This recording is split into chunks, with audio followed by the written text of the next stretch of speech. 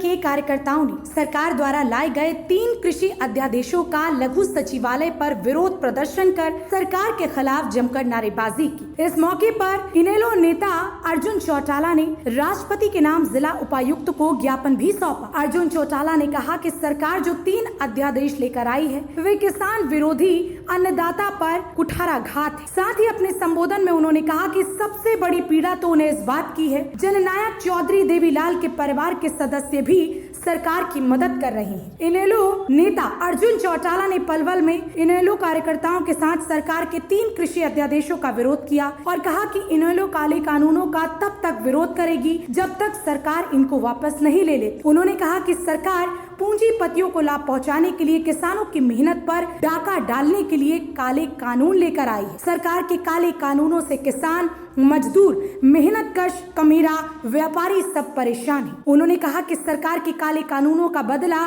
बड़ौदा उपचुनाव में लिया जाएगा। साथ ही कहा कि हम किसान की कमर नहीं टूटने देंगे, किसानों को सहारा देने का काम करेंगे। चौधरी देवीलाल की नीतियों का अनुसरण करते हुए उनकी पालना करेंगे। अगर प्रदेश में इनेलो सरकार आती है तो किसानों के कर्जे माफ करेंगे। बड़ौदा उपचुनाव को लेकर अर्जुन चौटाला ने कहा कि पूरे प्रदेश के साथ बड़ौदा का बच्चा इस सरकार से तंग आ गया है और इस उपचुनाव में सरकार को जड़ से उखाड़ फेंकने का काम जनता करेगी। उन्होंने कहा कि इस चुनाव पर किसानों पर हुई लाठीचार्ज इस सरकार के लिए घातक साबित होगा, क्योंकि इस सरकार ने किसानों के उस प्रदर्शन में किसानों के साथ गुंडे वाला बर्ताव किया। इस अवसर पर पलवल के जिला अध्यक्ष अजीत बॉबी और फरीदाबाद के जिला अध्यक्ष देवेंद्र चौहान के अलावा इनेलो के सैकड़ों कार्यकर्ता मौजूद रहे। इस सरकार ने यह अध्यादेश बनाए, कानून बनाए, कहीं भी किसी किसान यूनियन से बात करी इन्होंने।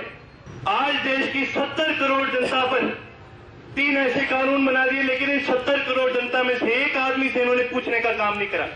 मैं आपसे पूछता हूँ, आज हरियाणा की कैबिनेट बैठी है, कौन है इनमें किसान?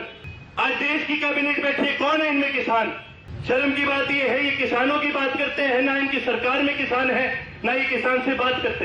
ये बड़ी दुख की बात है, क्योंकि ये सरकार कहीं ना कहीं सरकार को लगता है कि भी हम कोई ठीक काम कर रहे हैं, लेकिन ये एक्सपेरिमेंट जो इन्होंने करा ये बहुत नुकसानदायक चीज़ है।